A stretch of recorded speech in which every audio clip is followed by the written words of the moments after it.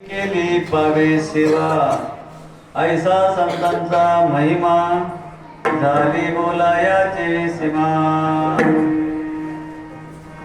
आपल्या या पवित्र पावन भूमी वाडगाव या ठिकाणी आणि चैतन्य कानिफनाथाच्या यात्रेच्या उत्सवानिमित्ताने हा अखंड हरिनाम महोत्सव मोठ्या श्रद्धेने आणि वैभवपूर्ण संपन्न होत आहे। यात्रेच्या दिवशी श्री क्षेत्र तारकेश्वरगड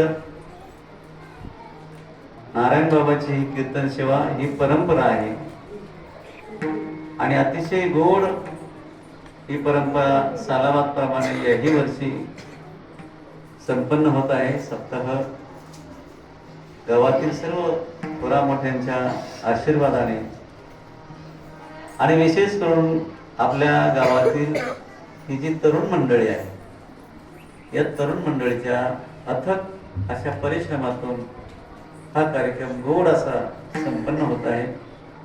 पूजनीय श्री हरिभक्तीपरायण विठ्ठल महाराजांचं मार्गदर्शन असतं।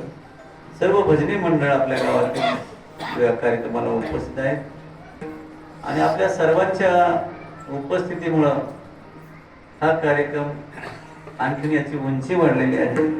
हा कार्यक्रम गोड असा महत्व या कार्यक्रमाला आलेला आहे। या यात्रेच्या निमित्ताने आपल्या गावातील जे काही बाहेर उद्योगधंद्यासाठी नोकरीच्या निमित्ताने बाहेर गावी असतात ते सुद्धा आज मितीला आणि या कानिफनाथाच्या यात्रेच्या निमित्ताने सर्व आपली मायभूमी वाडगाव या ठिकाणी येत असतात। आज सकाळपासूनच काल्याचे कीर्तन आणि आज म्हणजे गडावर राहणारा एक मुलगा गोशाळेची सगळी सेवा करणारा तो त्याचं लग्न होतं नेमकं आज। आता म्हणलं काय करावं, लग्न नाही झालं तर तो नाराज होईल। बरं एवढी सेवा करणं काही सोपी गोष्ट नाही। आज गोशाळा त्याच्याच जीवावर चाललेली आहे आणि ही सर्व गावकरी मंडळी इथं वाट बघते। माझी तर आणखीनच सुपारी झाली, धर्मसंकट आलं। असं गडावरून कार्यक्रमाला निघालो, गाडीत बसलो तर तेवढेच समजा 5-25 माणसं भेटायला आले दुसऱ्या गावचे आणि इकडे गावाकडे आले तर उशीर होतोय। काय करावं, त्यांना बोलावा की न बोलावता त्या बोलत बसलं चहा पाणी करीत बसलं तर इकडं वाडगाव यायला उशीर होतोय। बर तसं जेव्हा घाई घाईने त्यांना न बोलतात तर काही म्हणजे बाबा बोलणार सुद्धा आपण एवढं लांबून आलो बाबासाठी आलो, बाबा बोलणार सुद्धा आणि असे काही चांगली माणसं असं म्हणतात आणि एखादा मग जरा आडमुठाचा असला तर बाबा लय निघालाय आता। म्हणजे हे धर्मसंकट असतं। हिमालयात जाऊन तपश्चर्या करणं फार सोपं असतं, पण समाजात राहून समाजाला बरोबर घेऊन चालणं ही खडतर तपश्चर्या असते। तर आपल्या सर्व गावकऱ्यांचं अथांग असं भरपूर प्रेम आहे। तुम्ही सगळ्यांनी माझ्याकडे बघितलं प्रेमाने तरी माझं आयुष्य वाढतंय। नजरेत फार मोठी ताकद असते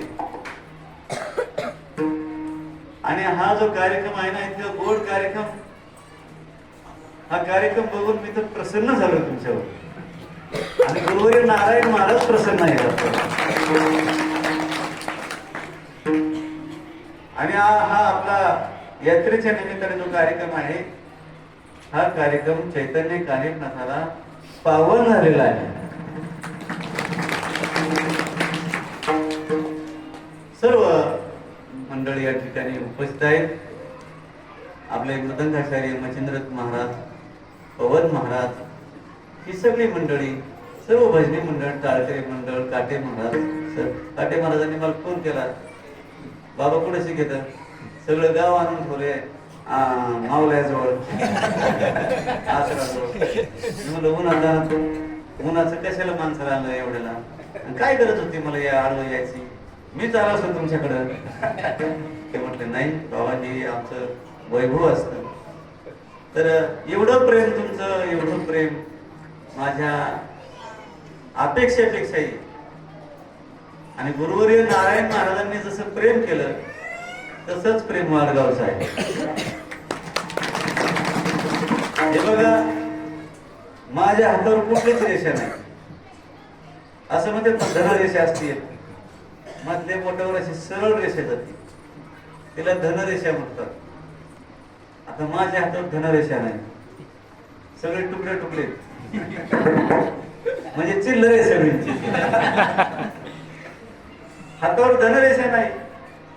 पण आता पंढरपूरला 7 कोटीचा व्यवहार माझ्या हाताने झाला.